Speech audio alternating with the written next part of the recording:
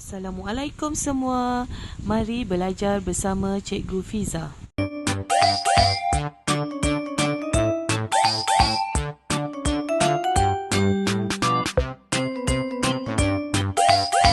Mari kita baca bersama-sama. Tanaman aquaponik. Cikgu Hadif memberikan risalah kepada murid tahun 3 angsana.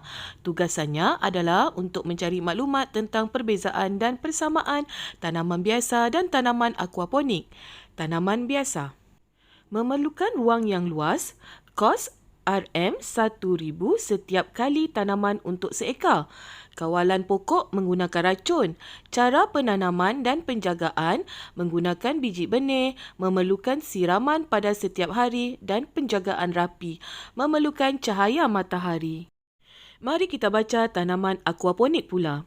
Gabungan tanaman hidroponik dan aquakultur, iaitu menerusi tanaman dan ternakan ikan.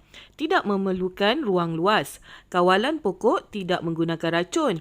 Cara penanaman dan penjagaan menggunakan biji benih, memerlukan cahaya matahari, tidak memerlukan siraman dan penjagaan rapi.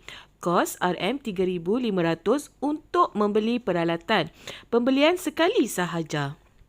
Baiklah anak-anak, mari kita teruskan dengan mencari perbezaan dan persamaan bagi tanaman biasa dan tanaman aquaponik.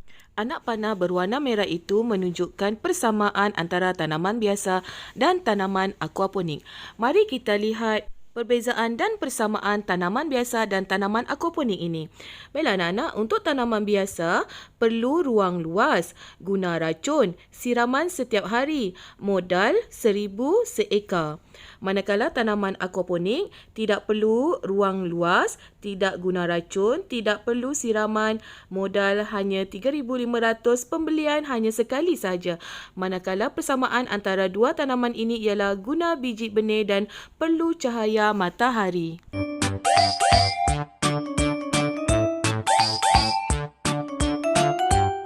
Mari kita baca petikan dengan tajuk Tanaman Organik.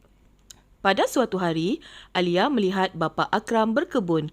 Mereka menanam sayur organik. Pakcik, apakah keistimewaan tanaman organik?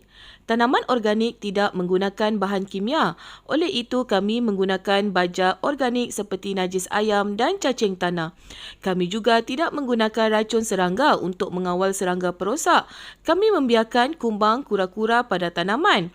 Oleh itu, kos tanaman organik lebih murah berbanding dengan tanaman bukan organik. Di rumah, Alia membantu ayahnya berkebun. Adakah ayah menanam tanaman organik? Tidak, Alia. Ayah menanam tanaman bukan organik. Ayah, boleh terangkan tanaman bukan organik? Tanaman bukan organik menggunakan bahan kimia. Untuk mengawal serangga perosak pula, ayah menggunakan racun serangga. Bagaimanakah cara penanaman tanaman organik dan bukan organik?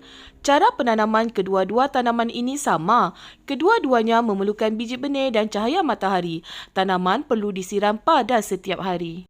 Mari kita lihat jawapan bagi perbezaan tanaman organik dan tanaman bukan organik. Tanaman organik tidak menggunakan bahan kimia, menggunakan baja organik, tidak menggunakan racun serangga. Manakala tanaman bukan organik menggunakan bahan kimia, menggunakan baja kimia, menggunakan racun serangga. Mari kita lihat jawapan bagi persamaan tanaman organik dan tanaman bukan organik. 1. Memerlukan biji benih. 2. Memerlukan cahaya matahari. Dan akhir sekali, perlu disiram setiap hari.